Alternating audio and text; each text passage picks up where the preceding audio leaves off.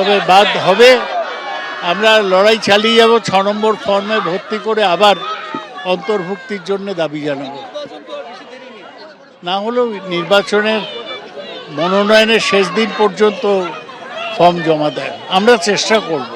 BJP নেতারা তো target করেই এসছে এখানটায় নির্বাচন কমিশনের সামনে রেখে।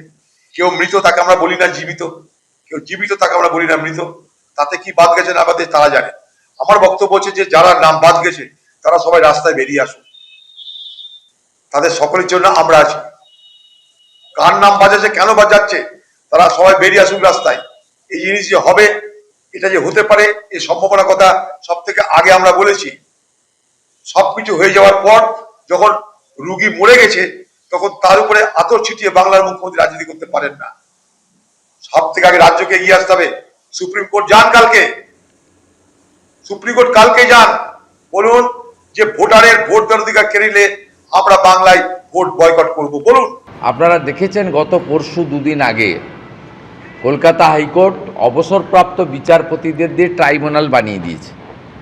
তাই সোমবার প্রকাশিত সাপ্লিমেন্ট চার্জশিটে অ্যাডজুডিকেট হিসেবে যাদের নাম বাতিল হবে তারাও কিন্তু ট্রাইব্যুনালে আবেদন করতে পারবেন।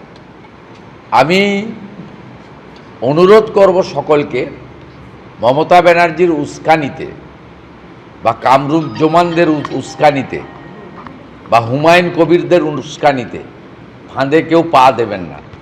পশ্চিমবঙ্গে শান্তি বজায় রাখুন। যদি মনে করেন আমার সঙ্গে বিচার বিভাগ থেকে নিযুক্ত লোকেরা অন্যায় করেছে, আমার নাম সাপ্লিমেন্ট চার্জশিটে আসা উচিত ছিল, তার জন্যই কিন্তু মহামান্য আদালত ট্রাইব্যুনাল বানিয়ে দিয়েছে। সেখানে আবেদন করুন, বিচার নিশ্চয়ই পাবেন। আগামীকাল সাপ্লিমেন্টারি লিস্ট প্রকাশ পেতে চলেছে। জেলা নির্বাচনী আধিকারিকদের কাছে পৌঁছে যাবে এই লিস্ট। কিভাবে এই লিস্ট ডিস্ট্রিবিউট হবে সে বিষয়ে আমরা জানবো।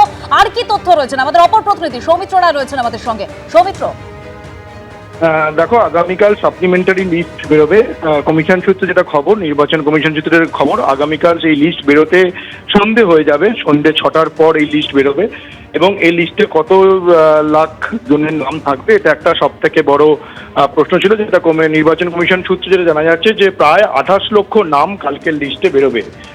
দুটো পার্টে নামগুলো থাকবে। একটা হচ্ছে অ্যাডিশন লিস্ট, অর্থাৎ যাদের নাম অ্যাড হলো সেই তালিকা যেমন থাকবে, তার পাশাপাশি আরেকটা যে তালিকা থাকবে যাদের নাম বাদ গেল সেই তালিকাও আগামীকাল থাকবে।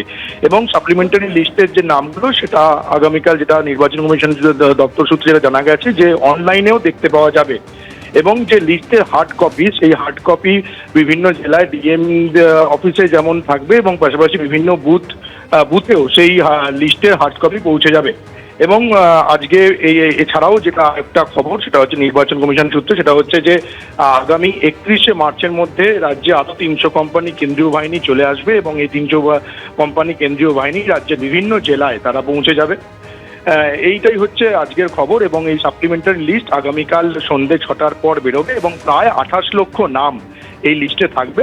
একদম সৌমিত্র, অর্থাৎ এখনো পর্যন্ত যা তথ্য যে আগামীকাল সন্ধ্যে 6টার সময় এই সাপ্লিমেন্টারি লিস্ট বেরোবে এবং 28 লক্ষের নাম কালকে থাকবে এবং যাদের নাম বাদ গেছে সেই তালিকাও থাকবে।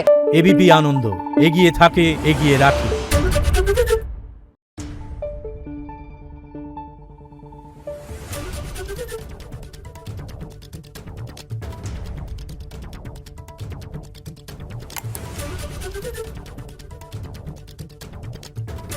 Thank you.